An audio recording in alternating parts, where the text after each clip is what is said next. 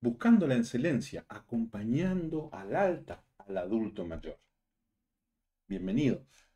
En esta charlita vamos a hablar un poquito de este dispositivo que es cómo acompañar en el alta a ese adulto mayor que estuvo internado, que padece una enfermedad determinada y cómo podemos hacer para ayudarlo una vez dado el alta. ¿No te ha pasado muchas veces que después de dado el alta, primero no entendiste muy bien la indicación o fuiste a la farmacia y de repente te dieron otro medicamento y no el que te había recetado tu médico, o que tal vez no pudo seguir bien el tratamiento porque le faltó una orientación? Bueno, acá vamos a buscar la excelencia de nuestros pacientes acompañando al paciente. Entonces, ¿qué vamos a descubrir en esta charla? ¿Qué es el acompañamiento? ¿En qué consiste el acompañamiento en el alta del adulto mayor?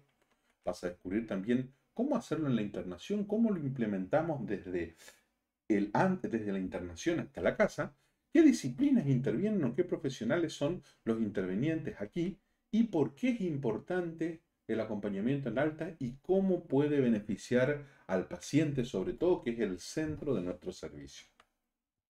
Vamos a hablar un poquito de la introducción, de cómo difundimos esto para que el paciente pueda entrar al programa y qué hacemos en el pre-alta y en el post-alta. Y entonces vamos ayudando a ese adulto mayor frágil que de repente al estar internado sufrió una pérdida de su calidad de vida. Entonces ahí es donde nosotros queremos intervenir. Entonces vamos a empezar con la introducción sobre todo. Primero, hubo un estudio en el Hospital Ramos Mejía donde se estudiaron, en este caso hubo un criterio de inclusión, ellos estudiaron principalmente pacientes mayores de 65 años con insuficiencia cardíaca y enfermedad pulmonar obstructiva crónica y excluyeron un poco a pacientes oncológicos y a pacientes con demencia, pero nosotros podemos usar toda esa población para acompañarlos. En ese estudio ellos descubrieron, querían tratar sobre todo ese problema que es el mayor reingreso hospitalario que trae mayor pérdida de la capacidad del paciente, disminuye la calidad de vida y aumenta la morbimortalidad de los pacientes. Entonces, fíjate todo lo que trae el mayor ingreso institucional. Imagínate alguna vez y más en esta época de COVID-19, donde muchas veces la internación genera un impacto psicológico, emocional y en la salud del paciente, infecciones nosocomiales, alteración de la dinámica familiar, entre otros.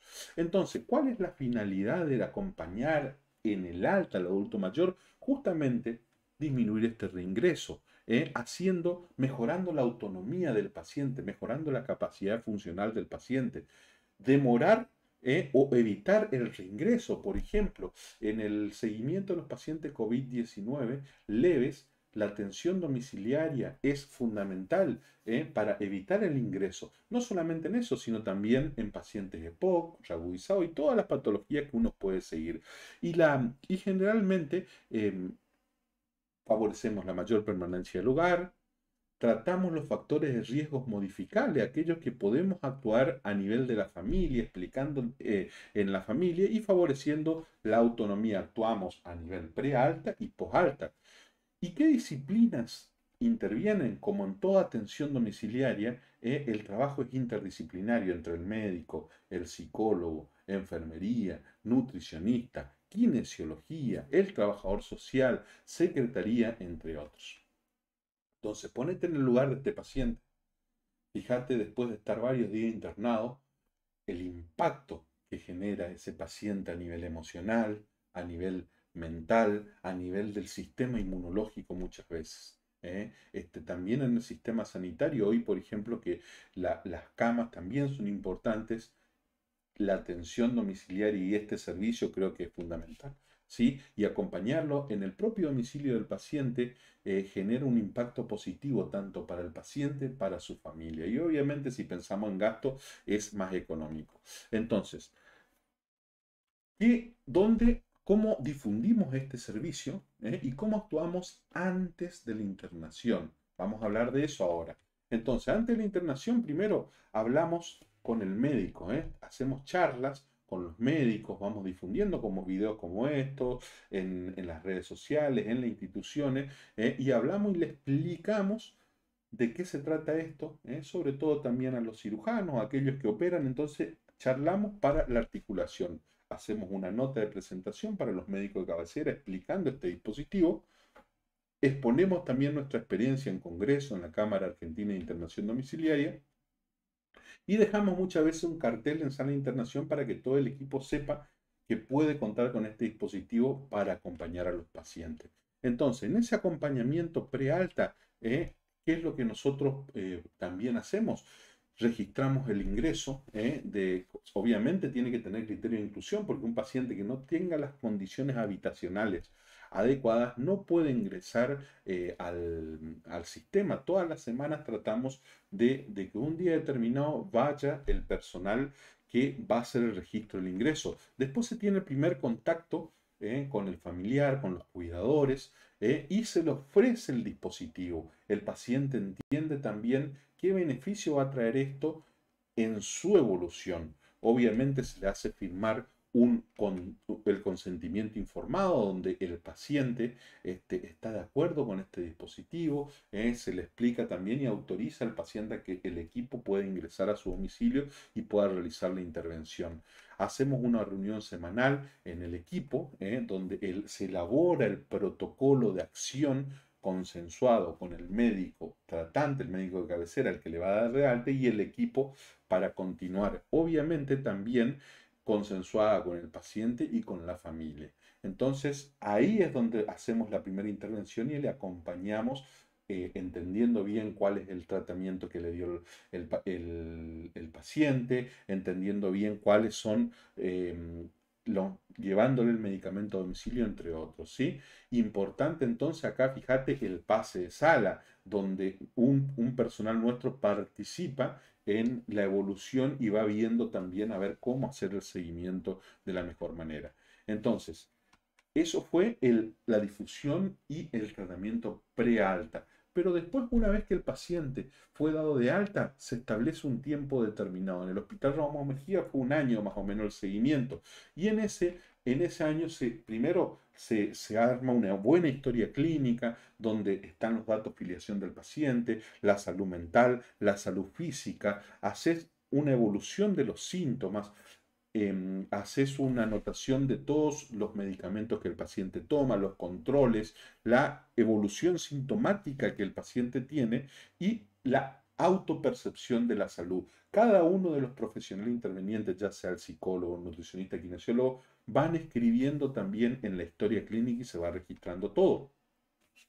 Se hace una visita domiciliaria. En esa visita domiciliaria, primero haces un diagnóstico de situación, ves el domicilio si está acorde, si el paciente necesita un barral, necesita un elevador inodoro, necesita algunos apoyos, artículos de apoyo, y también vas disminuyendo las situaciones que podrían poner en riesgo al paciente. Y también en ese caso, la secretaria, después de hacer un diagnóstico de situación basado en un checklist, también se le puede ofrecer dispositivo para que él adquiera en su domicilio. Obviamente para la mejoría de la funcionalidad del paciente.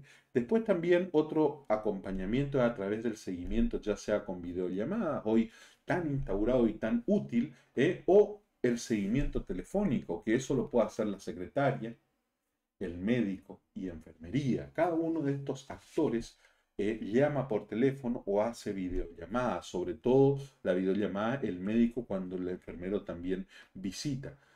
Importante la capacitación en la familia y los cuidadores. Si un paciente con enfermedad cerebrovascular, hay varios tipos o puntos que hay que tener en cuenta y que hay que capacitarlo.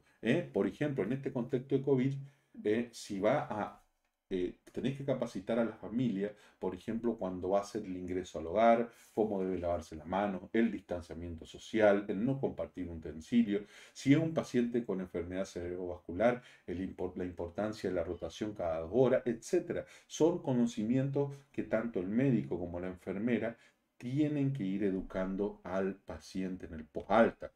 Imagínate que, por ejemplo, es un paciente postquirúrgico que tiene un tubo de Kerr, importante la hidratación, importante el registro del débito, importante el control de la herida, entre otros.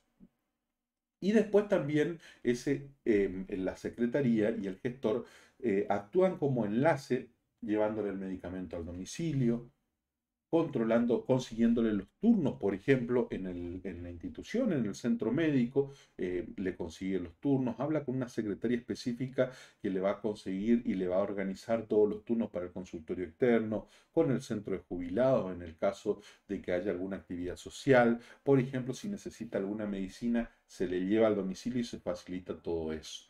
Bueno, fíjate, acá está el paciente elaborando el médico elaborando un diagnóstico de situación al principio del paciente, viendo la capacidad funcional para después aplicarlo en el domicilio. Y en el domicilio hacer un seguimiento, ver cómo están las condiciones habitacionales, fíjate, y las condiciones que pueden representar un riesgo para ese paciente y ayudarlo no solamente con el tratamiento, sino con la educación en el domicilio, siempre fíjate teniendo las medidas de seguridad, en este caso del profesional actuante, ¿no es cierto?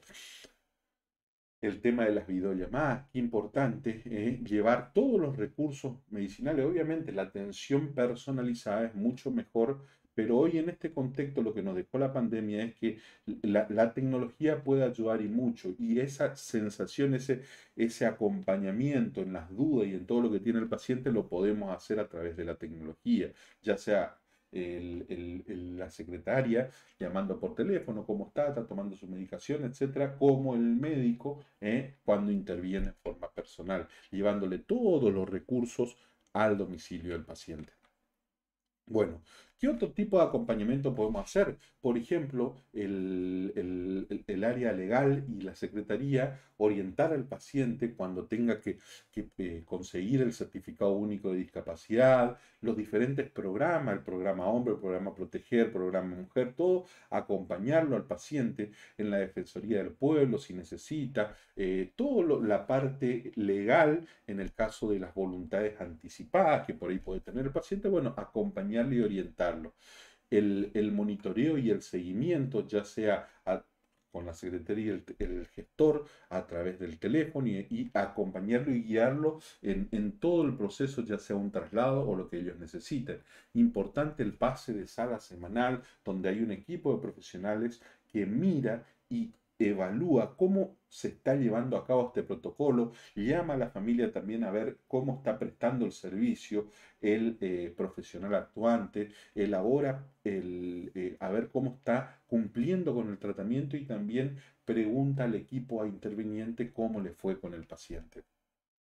Obviamente también hacemos una contrarreferencia con el médico de cabecera, entendiendo que nosotros somos un puente entre el profesional y el médico de cabecera. Haciendo esa contrarreferencia importante, fíjate cómo el gestor y la secretaria va ayudando en todo lo que sea traslado, en todo lo que sea turnos, en todo, facilitando todo el circuito, ya sea de los pacientes a nivel recreativo, a nivel si necesita control con el abogado, si necesita controlar la presión, toda la parte desde lo emocional se acompaña en el domicilio, inclusive el control postoperatorio. Entonces esos son los tres elementos, los elementos que acabamos de ver en el acompañamiento al alta. Entonces, nos quedaría para definir cómo puedo favorecer la accesibilidad, ya sea a este servicio y a los centros de segundo nivel, para implementar esto y para disminuir sobre todo el reingreso.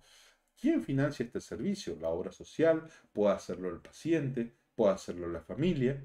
¿Cómo puedo capacitar esos cuidadores informales? Ya que muchas veces eso es una de las mayores tareas que nosotros necesitamos para disminuir ese ingreso y cómo puedo aplicarlo en nuestro medio.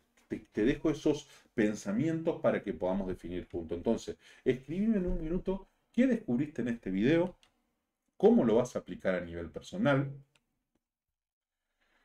Mira, todos los conocimientos que no sé, los aprendizajes que vos no fijás, se pierden. Entonces, luz, cámara y acción, y empecemos a fijar este conocimiento. Así que bueno, a tomar nota.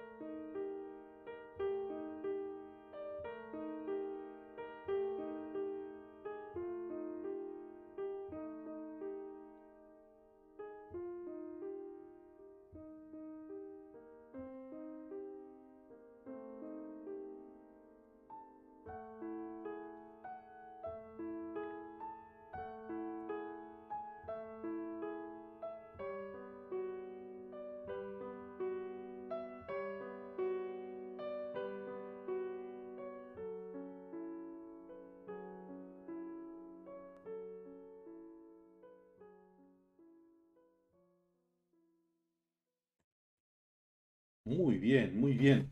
Y qué bueno cuando vos podés estas buenas ideas ir aplicándolas justamente en tu localidad, ¿no es cierto? Y a través de Cuidalén y a través del centro médico nosotros podemos brindar este servicio que es muy útil para los pacientes. Entonces, ¿en qué consiste la atención del adulto mayor, el acompañamiento al alta? Justamente en lo que te expliqué, disminuir las reinternaciones y todo lo que ello implica, la mayor mortalidad, la pérdida de la capacidad funcional, favoreciendo la autonomía. ¿Cómo podemos hacerlo? Con el control antes del alta y con la implementación después del alta, y obviamente la difusión para que todos los colegas sepan de este dispositivo. La disciplina interviniente es variada, desde médico, psicólogo, enfermero, nutricionista, kinesiólogo y el asistente social. ¿Y por qué es importante aplicarlo? Porque nos va a ayudar a facilitar sobre todo y poner el foco en el paciente. Así que bueno, espero que te haya gustado y bueno, nos estamos viendo porque lo hice de todo corazón y vamos pensándolo. Nos vemos.